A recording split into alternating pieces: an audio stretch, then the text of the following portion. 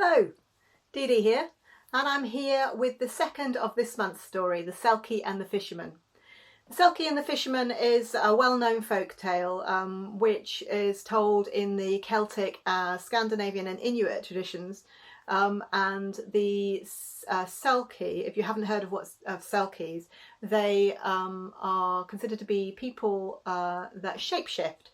So they are beautiful sea dwellers, ocean dwellers, and they will turn themselves into seals with the use of the skin. If you take the Selkie skin while they are transformed in human shape, then they cannot transform back. In some stories this is you can keep it for 7 years and they'll still be able to go back to the sea. In other stories they can just if you've got their skin, then you are essentially holding them captive, and once their skin is returned, then they can return to the sea. So this is my version, and it combines two stories, a story from the Celtic tradition and the story which is the Selkie and the Fisherman, also from the Celtic tradition. So, are you sitting comfortably? If you follow me over the oceans, you'll get to a very small remote island on which there lives just one fisherman. It's a very lonely life, and he has yet to find a woman who will share that life with him. And so he goes out to sea every day, and he catches many fish, herring and mackerel, and sometimes bass if he's lucky. He collects many fish and he comes home and he will sell those fish onto the mainland. But as I say, it's a very lonely life, and he would really like to share that life with somebody. And one evening when he has come back from fishing and he's sorted his catch and he is sat by the fire with a little dram of whiskey, and he's looking into the fire, and he is reminded of his childhood and the days that he sat beside the fire with his father, and his father told him stories. And this is the story his father told him. His father was a seal catcher. He would hunt seals and then skin them and sell the meat and the skin. Made him a very good living. And one day he was hunting for the seals on the east side of the island. He saw a group of seals come up onto the sand, and he saw one enormous bull seal, and he thought, I could get a lot of money for that. And so he crawled on his belly closer and closer, his hunting knife in his hand, and he got closer and closer, and then he stabbed the seal. And the seal was big and strong and rose up and roared at him and threw itself back into the sea and disappeared under the sea with the knife in its side. Well, that was it, thought his father, because that's my livelihood gone. The knife is gone. But he thought, well, I'll make the best of it. I can go home and I can probably manage to make another one somehow. It'll take me time though. As he's walking along home, he's walking along the path towards the house, there appears this man on a horse. And as I said, this island is very remote. There's not anybody else on this island, and he's very confused. He looks up at the person on the horse and he says, can I help you? And the man looks down at him and he says, yes, I hear you are a seal catcher and I need 20 furs by this evening. Well, this is the deal of a lifetime. But he hasn't got his knife. Well, that I could do for you, sir, but there is no chance that I can get them for this evening because I have just lost my knife. Well, says the man, come with me and I will find you plenty of seals that you do not need to catch with a knife. So he did. And he went with him this time to the west side of the island. And there, on the beach, down below, they were stood up on a cliff. There on the beach down below, they could see there were some seals. But the seal catcher, he thought, these don't look any different to the ones that were on the east beach. And as he's peering down over the cliff, The man pushes him in so that he falls down over the cliff and down, down, down into the water. And he keeps falling and falling, and the man thinks he must surely drown. This is the end for the seal catcher as he's falling down through the water, down, down, down, down. And then he sees beside him a seal swimming, and he recognises the seal's eyes. He recognises the seal's eyes for the man that was on that horse that asked him for the 20 sealskins. And he looks at himself and he sees that he has changed into a seal himself. He has flippers and he can breathe. And as they go down, they find a city full of seal people, Selkie men and women. And they go in to the hall and he finds that he can talk to these other seal people. And they offer him food and drink. He takes it gladly.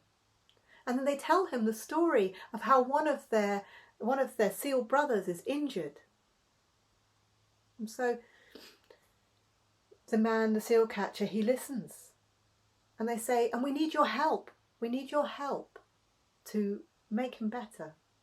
And the seal catcher says, I do not see how I can help. And they say, come with us and see the seal we talk of. And he opens the door to this seal's room. And there on the bed is a seal with a knife stuck in him, and he immediately recognises his hunting knife, and he falls to his knees and he sobs and he begs forgiveness from these seal people for what he has done to their leader. And they all hurry round him and they put their flippers round to hug him and they nuzzle against him and they say, no, you do not need forgiveness. You did not know. But you know now. We just want your love and your respect. And if you can remove the knife, you were the one that put it there, so that will heal him. So the man does. And the seal catcher finds that the wound on the side of the seal just heals over. It's as if it wasn't there. Gone. And he rejoices and he celebrates with the other seal people. And he travels back up to the top of the sea, to the ocean's surface, and he travels back along the path home to where his son is. And he tells his son this story. And he tells his son that this is why he no longer catches seals, and that from now on their family will be fishermen. And the son, well, he's thinking of this story as he looks at the fire. And he's thinking of those Selkie men and women and how they offered his father love and comfort and companionship. And how he is the last of the fishermen on this isle, for he has no wife and he has no children. And the fisherman, as he was looking at the fire, got to thinking maybe he should go and find one of these Selkie people that offered his father this love and respect. So he makes up his mind that the next day he's going to go down to the East Beach. And he does. He gets an early morning and he sets off and he gets down to the East Beach just as the sun's rising. It's hazy corona in the sky, it's lighting it up, and there are pinks and oranges and yellows through the water that ripples gently towards the beach.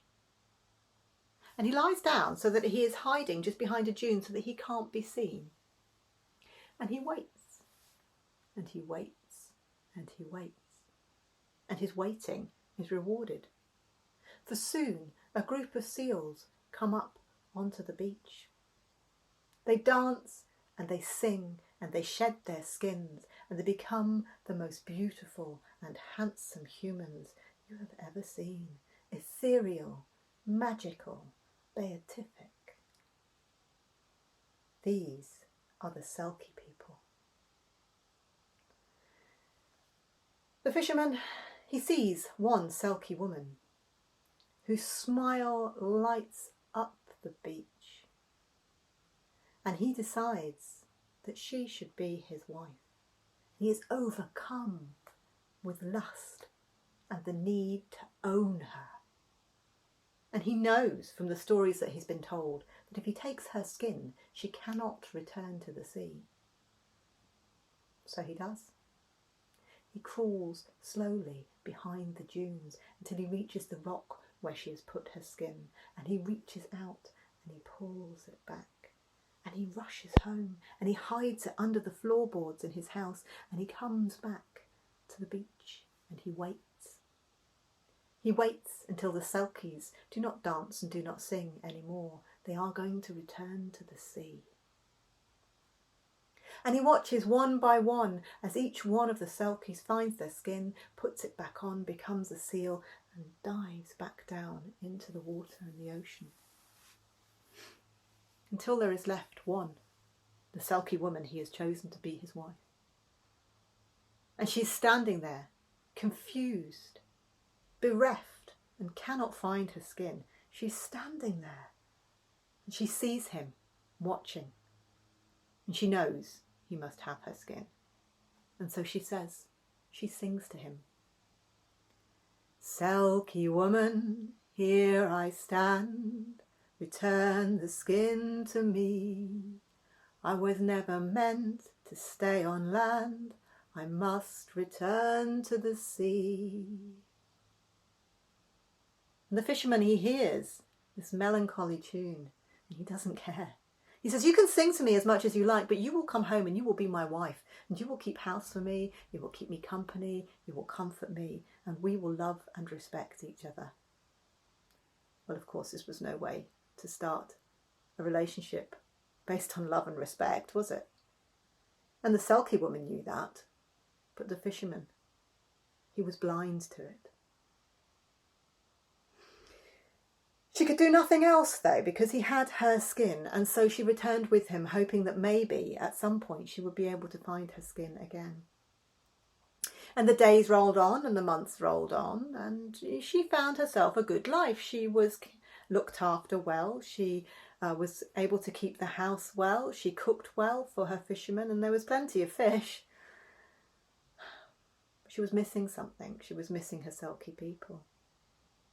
And she discovered that she was pregnant, and they had children, her and the fisherman, and for a while she forgot about the loneliness that she felt for her Selkie people, because there she had her 2 little Selkie children.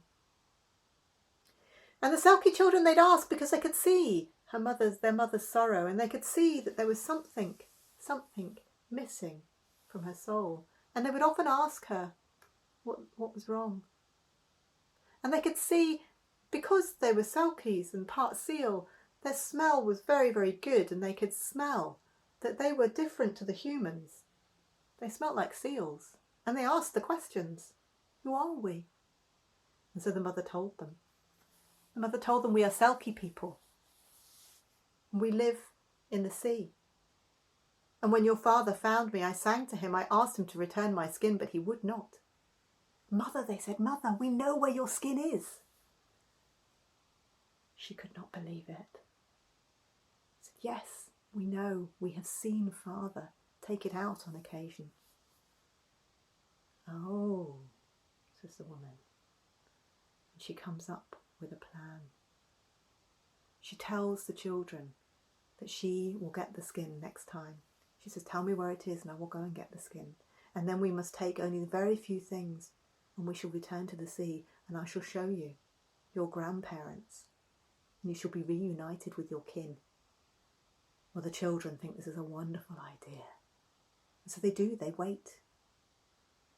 And soon the fisherman goes out on one of his long, long days fishing. And the woman, she goes and she takes the Selkie skin, and she takes her children, and she runs down to the East Beach, and she puts the skin on and shows the Selkie children how to summon their own. She dives down into the sea, never to be seen again. And when the fisherman returns, he finds his house empty once more. And he knows in his heart that really he cannot keep something that does not want to be kept. And that is the story of the Selkie and the fisherman. And so I shall leave you with this. If sometime you should find the seals they sing to you, all they are Selkie, men and women, and to the sea are true.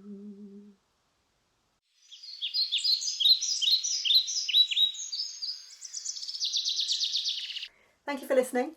I hope you enjoyed my version of the Selkie and the Fisherman. Don't forget that stories are all around us in everything that we do, and I'd love to hear yours when you come across them, when you find them. So do get in touch with me via the messages on Patreon. I'd love to hear the stories that you have found on your rewilding yourself through story journey. In the meantime, take care, and I'll see you soon. Toodle pip.